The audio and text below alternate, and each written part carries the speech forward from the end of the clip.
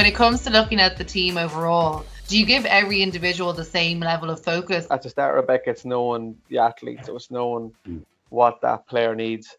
I'm extremely lucky where I work, and our physios, our medical department are exceptional.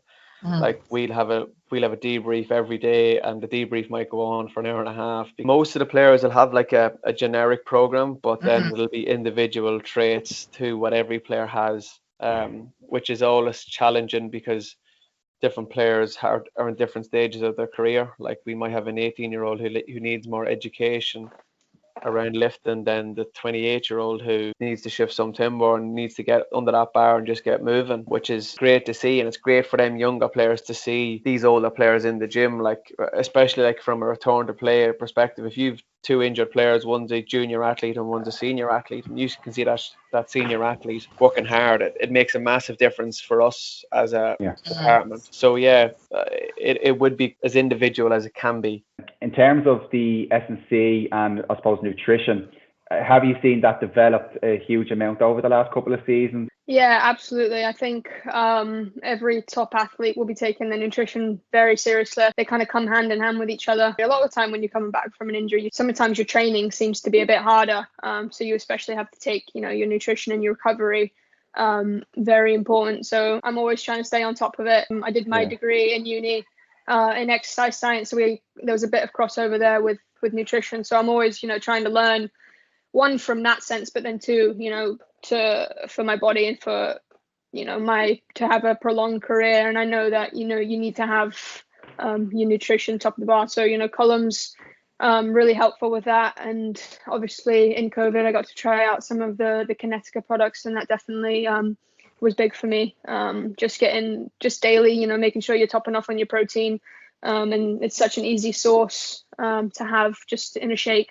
So I find that really helpful. And I'm probably supplementing protein at least once, but maybe even sometimes twice a day. I think every athlete, to hit the top level, you need to consider your nutrition. You've got a game this weekend, and then following on, I think you've got Brighton and then Everton. How are you going to manage the training load and the nutrition? For me, Sean, it's kind of pushing the players when you can. And then it's kind of pulling the players as well, because players need to feel fairly fresh too going into a game. If they constantly feel like you're running into them the ground, they're not doing anything. Like they're taken away from their mentality. Where if a player feels fresh, then it always helps. Especially coming into this time of the year, massively, because just the change in the seasons and everything. Yeah. You're kind of always a little bit conscious of that, and just checking in with players to see how is their diet, how are you doing. It's more of having that personal chat with a player. How are you sleeping? How's your recovery? How's your nutrition? We're extremely lucky that at the training ground we get very, very well fed. Our chef is phenomenal. Two chefs are phenomenal.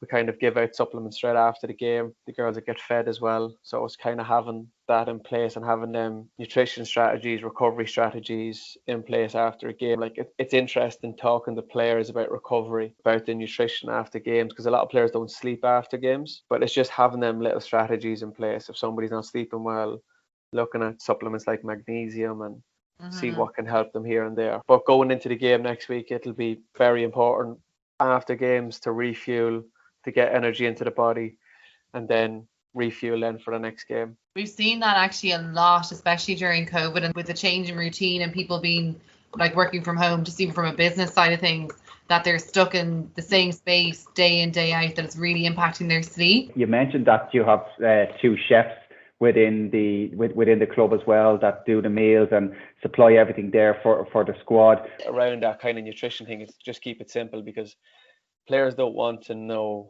how much protein is in X, Y, and Z. Some players will, fair enough. Some players don't. We've players that just come in, look at the plate, and you might have to tell a player, put some more veg in that, please. And just have that little subtle reminder here and there. And it's more educating players more than it. Like the older players, to be fair, normally know their body. And then it's working with different constraints as well. Say somebody's a vegetarian or a vegan. What I actually always find, working with players who have them dietary requirements, probably know the diet better than normal people.